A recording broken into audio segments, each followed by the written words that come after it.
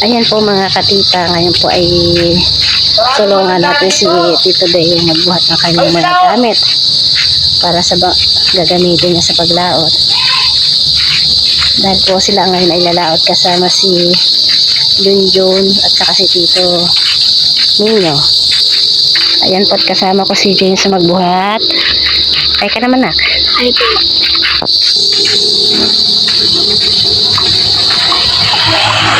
Ayan po, tatawid na kami ni James.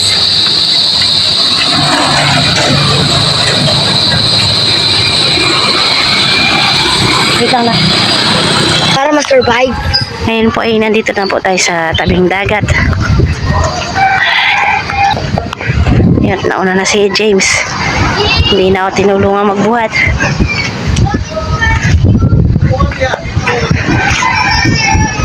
Malakas pa rin ang hangin. Ayan pa rin po yung mga ibang bangka ay nandito pa rin sa taas.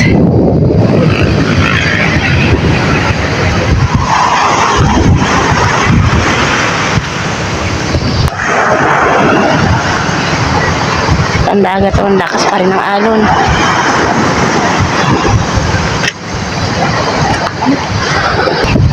Ayan po at lahat ng gamit ni Tito Deo sa paglaot ay nandito na po sa bangka.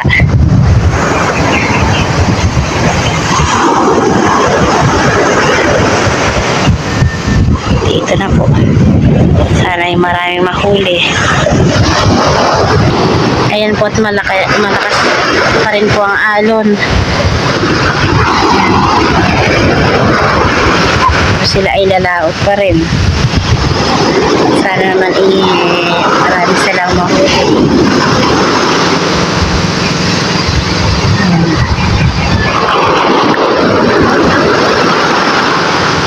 Kalakas. Ayan po nga doon.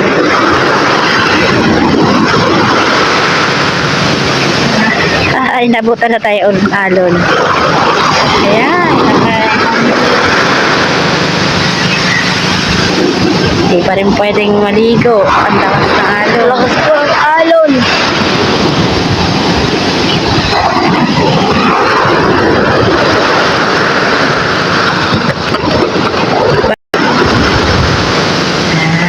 Sana po.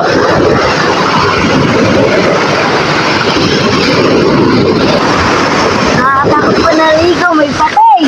Wala naman yung pating nasa laot. Ayan o, malalaki lang ang alon. Kaya nakakatakot.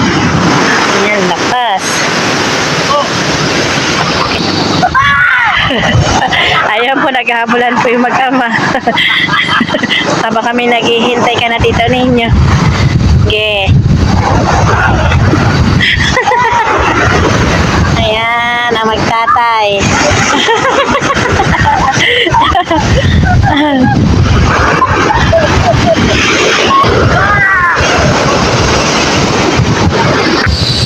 Ayan po yung dala ni Tito Deo ng yelo. Diyan din po ilalagay yung pusit at yung isda. Sana naman po ay mapuno. Na rin po yung baka ni Junjun. Yan po, nagbubuhat si Nabal. Tito Ninyo at Tito Deo at si Manong.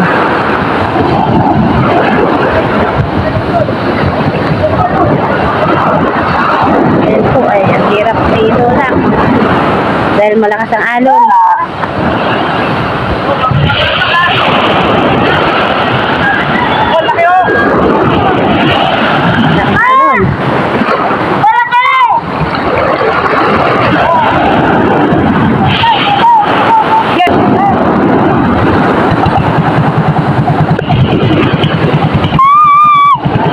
Nakaandar na si Junjun.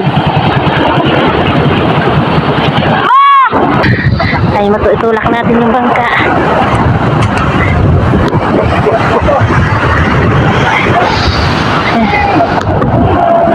Ayan po, tinutulak na rin yung kay Tito Deo. Ayan na, ang laki ng alon. Ayan, mahirap talaga po ganyan kalakas ang alon.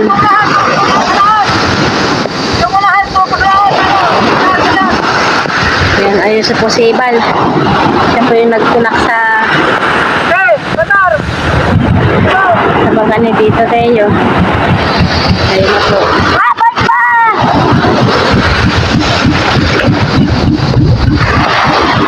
Ayun na po.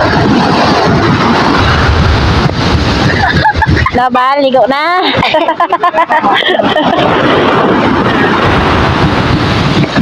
Ayun po si Tito Teo. Ganda naman po si Junjun. Kaya din din.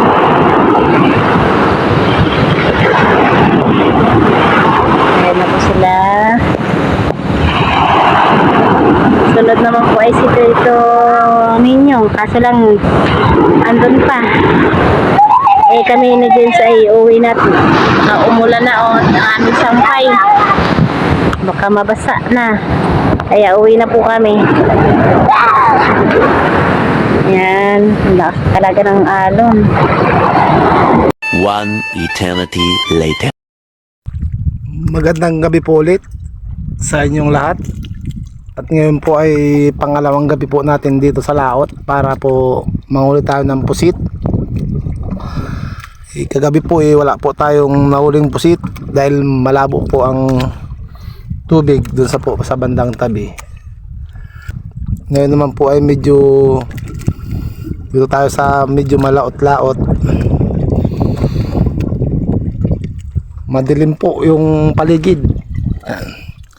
At ito naman po yung nahuli natin sa ngayon, isda.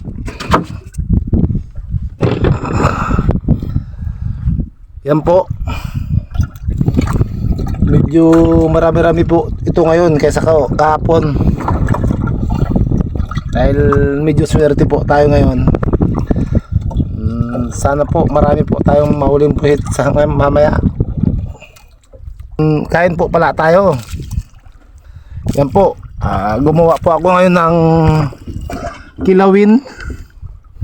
Yan po ang ulamin ko dito dahil naubos na po yung baon ko kanina ng bandang hapon. Kaya tayo po ay gumawa ng kilawin. Yan po.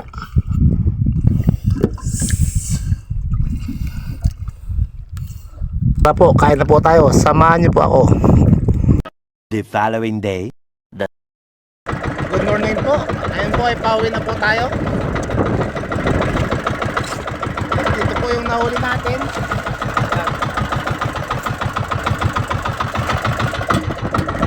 Maraming salamat po.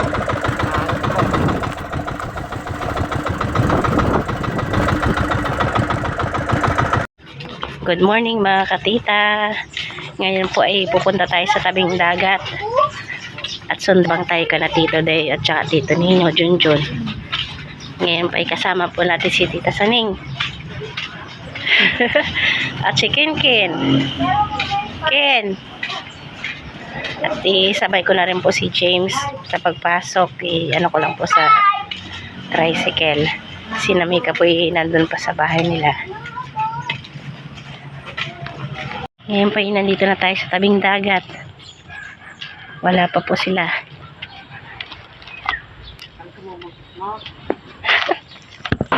Ayan po, wala pa po sila.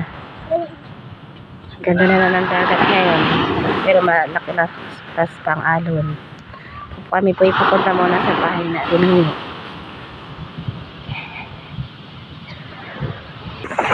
Ayan. Ay, tumabot na. Ken, ligo ka na, Ken. Ano yan? Well, ano? Ay. Tapos dito na lumalabas. Ay, babos? Ayaw pang maligo? Ayaw. Bakit?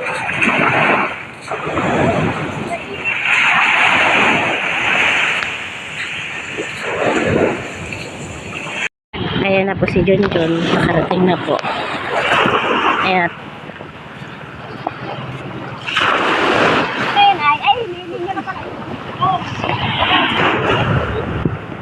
At ayan na naman po si Tito Ninyo.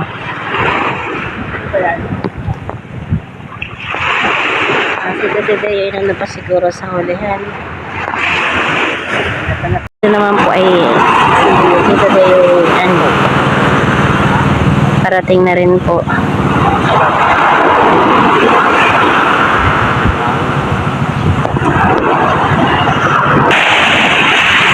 Yung mga tao po tulong-tulong pa dito maglinis sa ng dagat. Natanggal nila yung mga basura. Ayan na po si Tito Deo.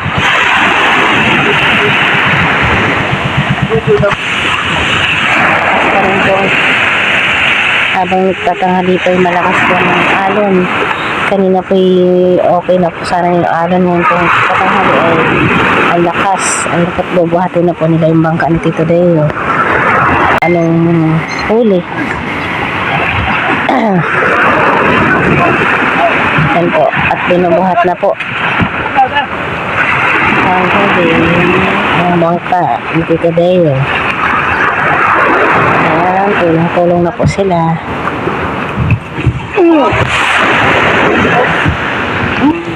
Ngayon po itingnan natin ang dami isda. Ayan po. Ayan po. Kamay muna tayo. Oo, ay bibigyan po ng bangka niya. Ayan. Walang kapunti lang yung pusit. Walang isda yung huli. Meron ng project sa San Fernando eh. Basis. Yan po yung huli ni Tito Deo. Wala natin no? Yan po, ngayong patanghali na po ay lumalaki na po yung alon.